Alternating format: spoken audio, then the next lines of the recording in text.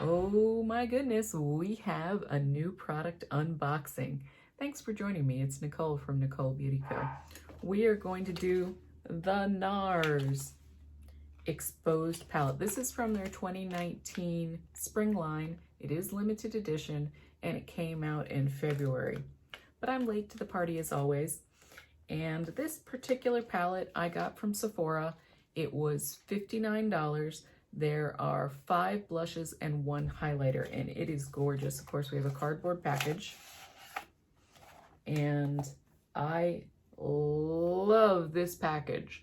This package has kind of like a blown, what I would call a blown glass look on the top, and I just like how it reflects the light. I think it's beautiful, but it really reminds me of Italian blown glass art, and I think it's absolutely beautiful. And here you go. You've got a highlighter, you've got a peach, you've got 2 roses and 2 earth tones, a total of 6 pans. Now this particular palette has 17.76 grams of product in it, which retails for $59, which is, you know, a quite a little investment. So it's basically about $3.32 a gram if you are counting both the blush and the highlighter as a single cost. I think that this is such a pretty palette. Exposed $83.96, so exposed $83.96. You and I are going to become fast friends. Now, I love Nars blushes, and this is my 3rd Nars palette that I have. And I have to say, I think they have really been upping the game in terms of the way their palettes present. Now, their palettes are plastic, and you may have a feeling regarding waste, but for me, I have a Narcissist Cheek Studio palette, and I have literally had that for years. I'm not even sure. I would have to look up. I think I've had it for at least, I'm guessing, 5 years. So although plastic is not obviously friendly to the environment, when you start getting into having a product for years, I think plastic's a good way to go, simply because I've taken that palette all over the world. That palette's been to Australia. That palette's been to New Zealand. That palette's been to Europe. I don't know that cardboard would have really held up. So we're going to swatch these out here, and I'm going to do it with my finger for the simple fact that that is going to show on camera a little more than if I did it with a brush. And then I'm going to actually take a brush and go to town. So I'm actually going to go in the lighter earth tone first.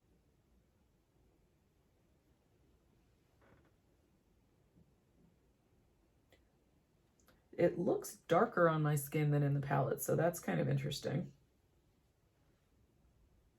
This is the darker skin tone. Oh, I like that.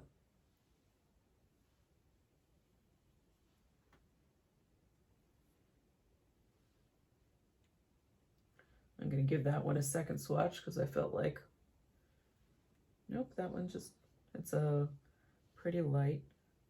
Let's go with this mauvey one. Pretty. And then finally this dark pink. So we've got the 2 neutrals, we got a peach, and we got 2 pinks, and of course we do have a highlight.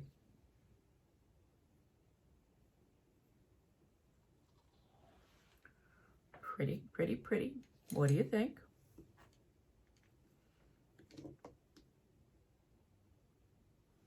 And I'm taking a bronzer brush, and I'm just going to buff that into some level of acceptable.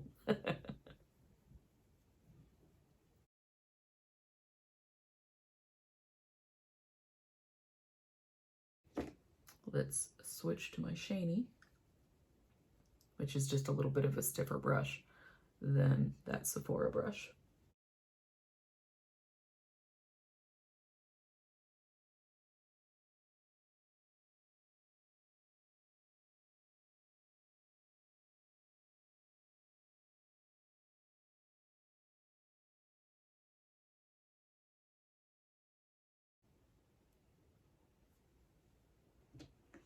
Okay, so on the opposite side, I am going to use a brush to swatch out, just so that you kind of get a sense of what it will look like in terms of pigmentation using a brush. For my purposes, because I'm doing so many swatches, I'm going to use my F75 concealer brush. And this again is the light earth tone.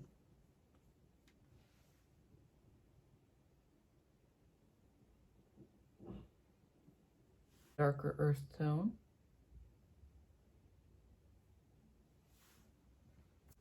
The coral.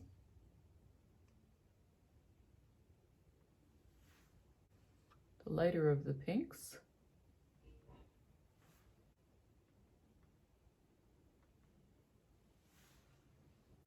And of course, the darker of the pinks.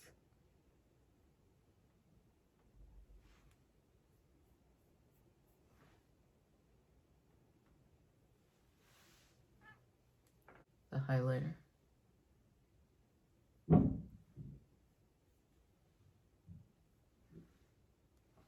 So that's with a brush. I'm going to take my Shiny brush, which is one of my more stiff brushes. And again, we're going to make that into some level of acceptable.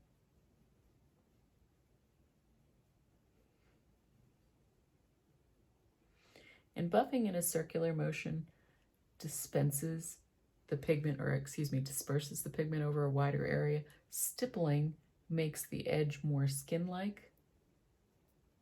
So you can stipple, and the other thing that stippling does is it pushes the product into your skin a little more firmly, and that can be good if you've got some adhesion issues. I don't.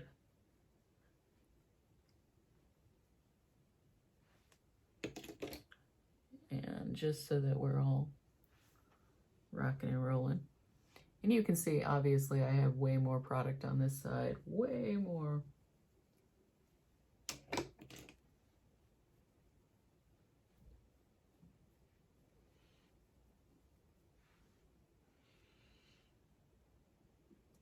Now I'm going in with the peach just to kind of build up this side a little bit more, so it's a little less obvious that I have a lot more on this side than I do on this side. So my first impression, I think that the palette is a good value. The pans are sizable. The packaging is beautiful. You can see it has this faux Italian blown glass look, which is also in the pans themselves. They get all the points for beauty. I think these are extremely wearable shades. I think they would look good on most skin tones that don't fall into the darker range. I don't think that these would actually show, especially if you're using a brush, if you have a dark complexion. I think that you're going to need to go to a product that offers less universally flattering, which we all know universally flattering is like a catchword for, we didn't really consider all skin tones. We just kind of shot down the middle, which means essentially it'll only look good on some people. So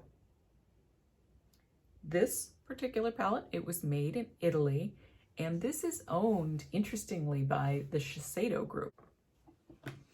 Okay, so that's not perfect, but it's buffed out to an acceptable level. I'm going to take a fluffy powder brush. Because I've got a little bit of highlighter from the palette, I'm not going to do a separate highlighter.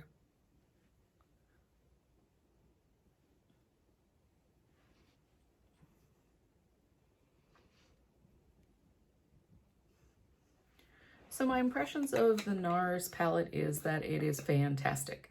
I like it. I do find that this particular shade, these guys, are definitely in a lighter kind of vibe than these. So even though they are somewhat close, you can kind of see what we're going on here.